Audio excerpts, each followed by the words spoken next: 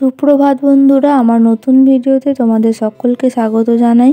সবাই কেমন আছো? আশা করি সবাই খুব ভালো আছো, আর আমিও অনেক ভালো আছি। তো দেখো, আজকে সকালেই তোমাদের সাথে শেয়ার করছি ফুল গাছগুলো অনেক ফুল ধরে গেছে দেখো এখন, আর নানা রঙের ফুল ধরেছে। সকাল সকাল দেখো গোপাল বাড়ি চলে এসেছি। কালকে আমাদের শেষ সেবা ছিল, তোমাদের সাথে শেয়ার করেছি। তো আজ থেকে যাদের সেবা তারা গোপাল নিয়ে চলে যাবেন, আর কাকারা বাইরে থাকেন, এখানে থাকেন না।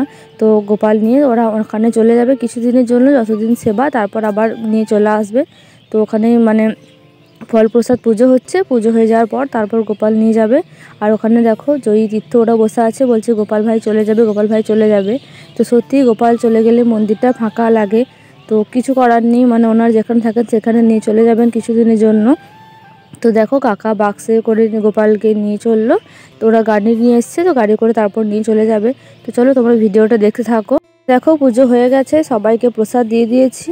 আর একে একে একটা জিনিস লক্ষ্য করেছো অবশ্যই কিন্তু কমেন্ট করে জানিও। তো চলো দেখো, তারপর আমি বাড়ি চলে এসেছি। আর ছোট ছোট করে বাঁধাকপি দেখো কুচিয়ে নিয়েছি। আজকে বাঁধাকপির পকোড়া হবে মুড়ি খাওয়ার জন্য, তো সেই জন্য বাঁধাকপিগুলো কুচিয়ে নিয়েছি ছোটো ছোটো করে। আর তারপর দেখো একটা বাটিতে বাঁধাকপি, ধনেপাতা, কাঁচা লঙ্কা, নুন, লঙ্কা গুঁড়ো, হলুদ সব কিছু পরিমাণ মতো নিয়ে নিতে হবে। তো মা এখানে দেখো বাঁধাকপির উপর হলুদ, লঙ্কা গুঁড়ো, নুন সব কিছু দিয়ে দিল, তারপর ভালো করে মাখিয়ে নেবে।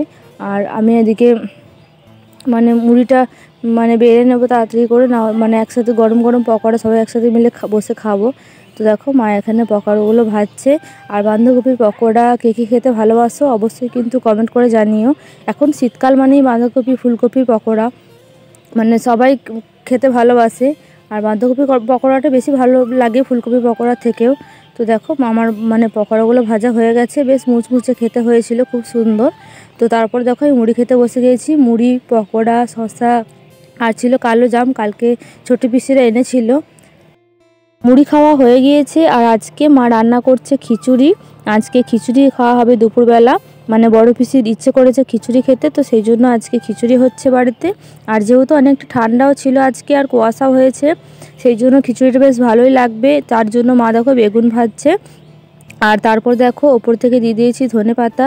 আর খিচুড়িটা বেশ ভালোই হয়েছিল খেতে, কারণ সব কিছুই ফুলকপি, মটরশুঁটি সব কিছুই দেওয়া হয়েছিল। আর যেহেতু নিরামিষ খিচুড়ি, তো সেই জন্য জিরে লঙ্কা ভাজা দেওয়া হয়েছে।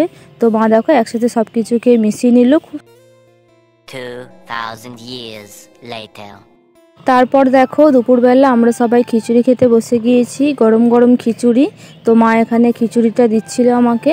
আর গরম ছিল, বেশ গরম গরম সবাই মিলে আমরা খাচ্ছিলাম।